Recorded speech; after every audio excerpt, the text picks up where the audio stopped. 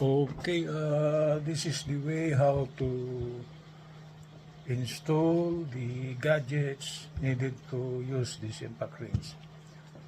To insert any gadget in front, you move this one, push this one up or forward. Then insert the bit, then place it back. It's locked already. And this will be the battery. So to operate this one, you just insert, this is the plus and the minus. This is the insertion port. Just insert like that, and we are ready to go.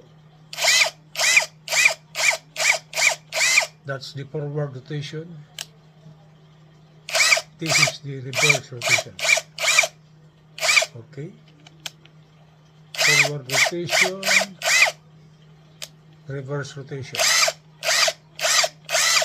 Okay. Good morning from Los Angeles.